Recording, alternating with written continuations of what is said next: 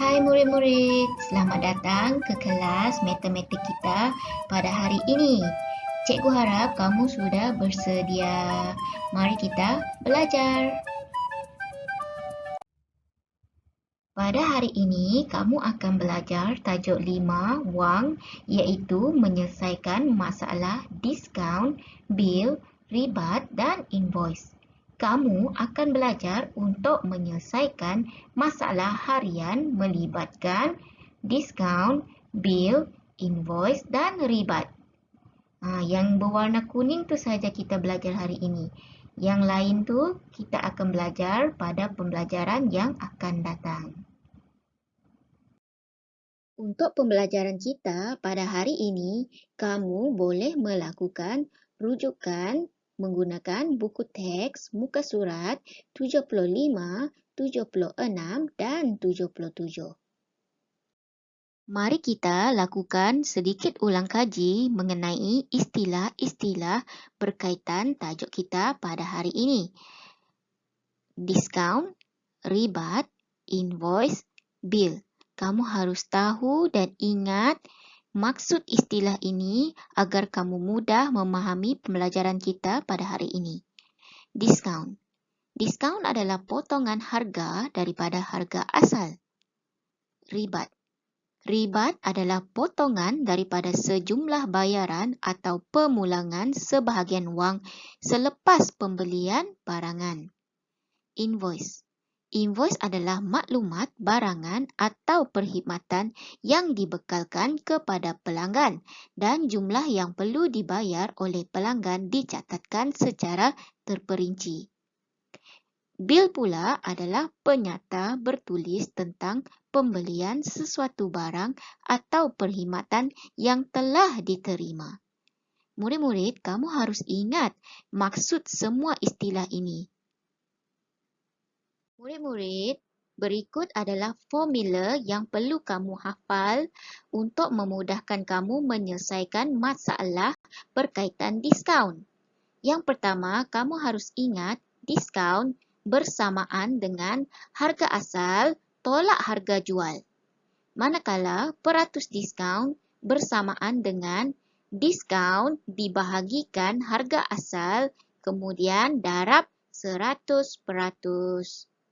Penggunaan formula ini akan kamu lihat apabila cikgu bagi contoh untuk pengiraan soalan nanti. Kita akan gunakan formula ini. Mari kita lihat contoh yang pertama. Di sebuah kedai jam, setiap pelanggan akan menikmati diskaun sebanyak 20% bagi setiap pembelian jam tangan. Encik Ashraf hendak membeli jam tangan model P. Kira wang yang dapat dijimatkan oleh Encik Ashraf. Berapakah harga jual jam itu selepas diskaun? Untuk menyelesaikan masalah seperti ini, perkara pertama yang perlu kamu lakukan ialah kamu cari dahulu kata kunci. Berdasarkan kata kunci tersebut, barulah kamu tahu apa perkara yang perlu kamu cari dan juga apa operasi yang boleh kamu guna. Jadi untuk soalan ini, kata kuncinya ialah kira wang yang dapat dijimatkan oleh Encik Ashraf. Itu yang pertama. Perkara kedua ataupun kata kunci yang kedua ialah berapakah harga jual jam itu selepas diskaun. Jadi berdasarkan pemerhatian kita terhadap soalan ini terdapat dua perkara yang perlu kita cari. Dan jam tangan yang terlibat hanyalah jam tangan model P. Kerana Encik Ashraf ingin membeli jam tangan model P. Jadi pengiraan yang akan terlibat di sini adalah berkaitan dengan diskaun.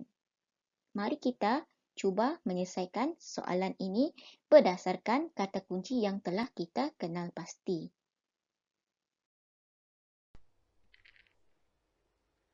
Perkara pertama yang kita hendak cari di sini ialah kira wang yang dapat dijimatkan oleh Encik Ashraf.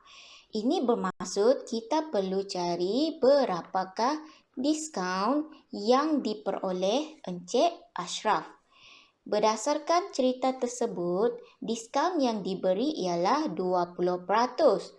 Maka, untuk mengetahui nilai berapakah diskaun tersebut, 20% ini kita perlu kira daripada harga asal jam yang dibeli. Jadi, Encik Ashraf dia nak beli jam model P, iaitu 450. Ini yang kita perlu selesaikan, iaitu 20% daripada 450. 20% ini kita ubah menjadi bentuk pecahan seperti ini. Kemudian daripada ini kita tukar menjadi darab. Yang ini masih sama, iaitu harga asal jam tersebut. Kemudian lakukan pengiraan di mana 20 darab dahulu dengan 450. 20 darab 450, kamu akan dapat 9,000.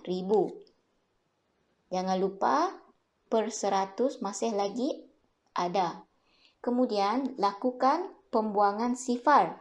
Sekiranya di bawah ini ada 2 sifar, kita buang, maka di atas pun kita buang 2 sifar. Pecahan kita akan menjadi seperti ini. RM90 per 1. Cikgu dah pesan dah sebelum ini. Sekiranya ada pecahan yang di bawahnya 1 seperti ini, nilainya ialah nombor itu sendiri. Jadi, diskaun yang diperolehi oleh Encik Ashraf ialah RM90. Jadi, wang yang dapat Encik Ashraf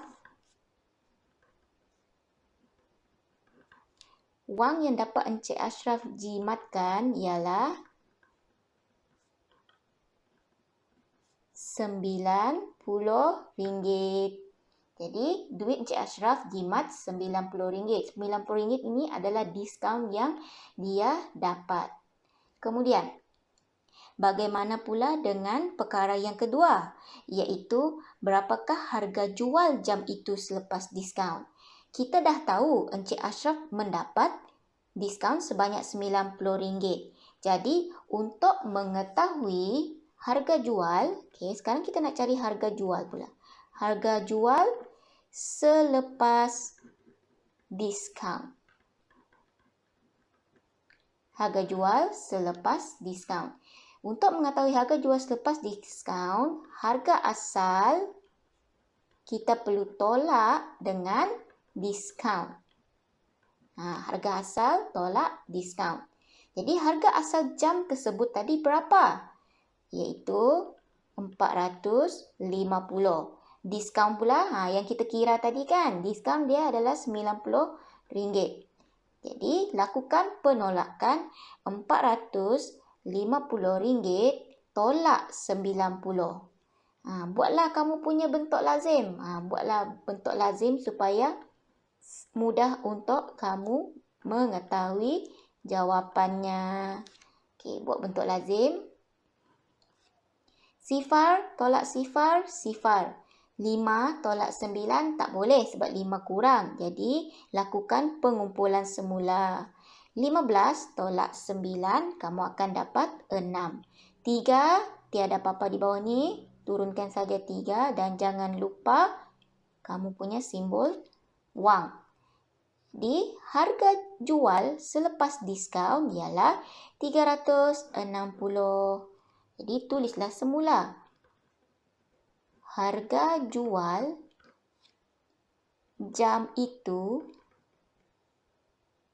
selepas diskaun ialah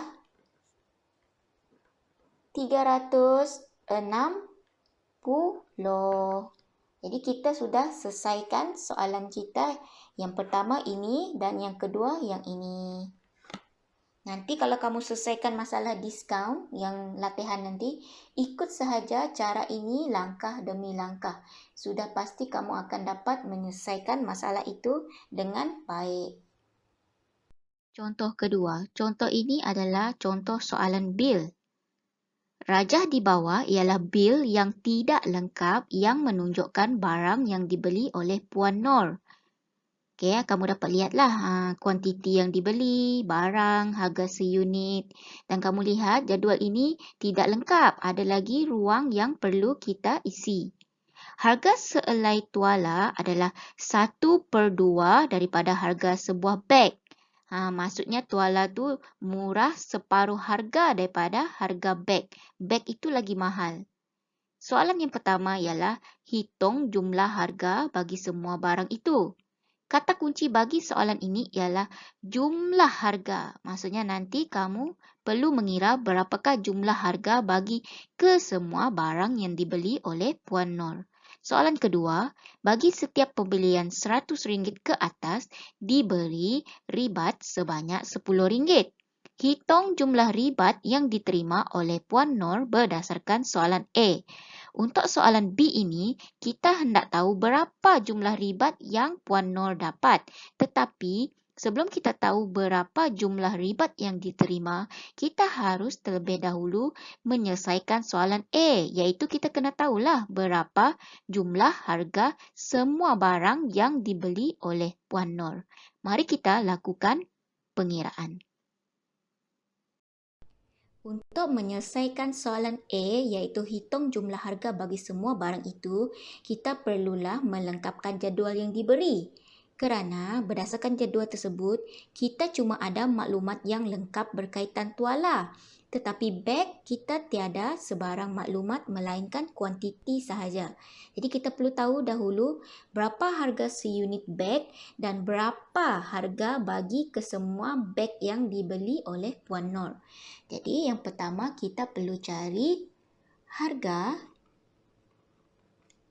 sebuah beg. Okey, kita perlu cari harga sebuah beg. Untuk mengetahui harga sebuah beg, kamu lihat ayat yang di bawah jadual itu. Harga sehelai tuala adalah 1/2 daripada harga sebuah beg. Ini bermaksud harga beg ini adalah 2 kali ganda harga sehelai tuala. Iaitu harga sehelai tuala tadi ialah RM15.90. Okey. Jadi harga sebuah beg ialah 2 kali ganda harga sehelai tuala. Kamu lakukan pengiraan menggunakan bentuk lazim, kamu akan dapat jawapan RM31.80. Ini adalah harga sebuah beg. Puan Nor membeli 4 buah beg. Jadi kita cari pula harga bagi 4 buah beg. Okey, harga sebuah beg ialah RM31.80. Jadi harga bagi 4 buah beg ialah 4 darab dengan harga sebuah beg. Lakukan pengiraan menggunakan bentuk lazim, kamu akan dapat jawapan RM127.20. Ini adalah harga bagi 4 buah beg. Okey, sekarang kita dah selesaikan maklumat tentang beg. Kita dah ada semua maklumat tentang beg. Kamu isi ke dalam jadual yang diberi. Langkah terakhir ialah baru kita cari jumlah harga semua barang. Iaitu jumlah harga tuala iaitu berdasarkan jadual RM79.50 tambah dengan harga kesemua beg iaitu yang ini yang kita kira tadi RM127.20. Lakukan pengiraan menggunakan bentuk lazim, kamu akan mendapat jawapan RM206.70. Jadi ini adalah jawapan untuk soalan A, iaitu jumlah harga bagi semua barang yang dibeli oleh Puan Nor ialah RM206.70. Okey, sekarang kita selesaikan pula soalan B. Ini soalan A sudah selesai, soalan B. Soalan B, kita nak tahu berapa ribat yang Puan Nor dapat. Okey. Berdasarkan penyataan soalan B, setiap pembelian, setiap pembelian RM100, setiap pembelian RM100, pelanggan akan menerima ribat sebanyak RM10. Kalau pelanggan beli RM100, jumlah harga dia RM100, dia akan dapat ribat RM10. Puan Nur telah membeli barang sebanyak RM206.70. Jadi berapa ribat yang dia dapat? Okey murid-murid, cikgu tanya kamu. Dalam RM206.70 ni ada berapa 100? Cikgu nak tanya. Dalam RM206.70 ni ada berapa 100? Mestilah ada 2 100. Betul tak? Dalam ni. Dalam RM206.70 ni ada 2 100. Maka ribat yang Puan Nur dapat ialah 2 darab dengan RM10. Kenapa 2? Cikgu ulang lagi sekali. 2, kita guna 2 kerana dalam RM206.70 ini ada 2 100. Ada 2 100. Jadi kita guna 2 lah. 2 darab RM10. Puan Nur. Puan Nur akan mendapat ribat sebanyak RM20. Jadi ini adalah jawapan untuk soalan B. Sama juga ya murid-murid, nanti kalau kamu selesaikan latihan berkaitan dengan ribat, kamu ikut saja langkah yang cikgu bagi ini, memang kamu akan dapat jawapan yang tepat. Contoh yang terakhir. Contoh yang terakhir ini melibatkan invoice. Raja diberi menunjukkan sekeping invoice yang tidak lengkap. Mari kita lengkapkan invoice ini. Berdasarkan invoice yang diberi, hanya maklumat berkaitan kuantiti, barang dan harga seunit sahaja yang diberi. Mari kita cari dahulu harga bagi 80 majalah. 80 kita darab dengan harga seunit majalah iaitu RM6.50. Maka kita akan dapat RM520. RM520 ini adalah harga untuk 80 majalah. Seterusnya kita cari pula harga untuk 50 kotak pensel. 50 kita darab dengan harga seunit kotak pensel iaitu RM8.40. Maka kita akan dapat RM420. RM420 adalah harga untuk 50 kotak pensel.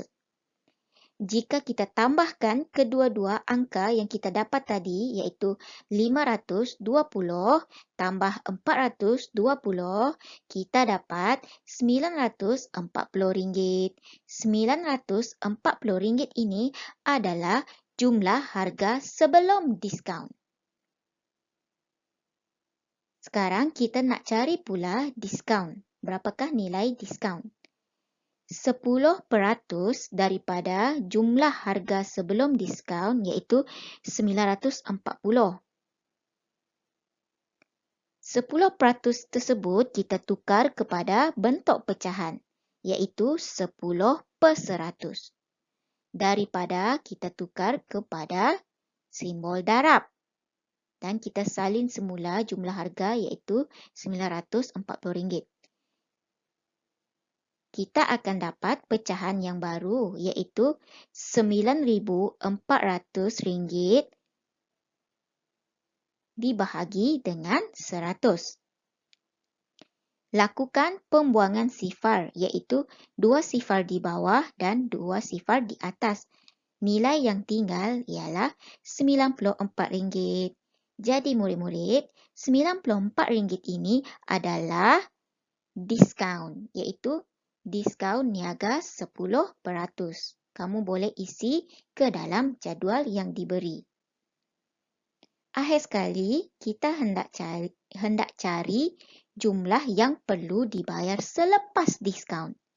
Untuk mengetahui jumlah yang perlu dibayar selepas diskaun, kita harus membuat penolakan seperti berikut, iaitu jumlah harga sebelum diskaun tolak diskaun. RM940 kita tolak RM94. Maka kita akan dapat RM846. RM846 ini adalah jumlah yang perlu dibayar selepas diskaun.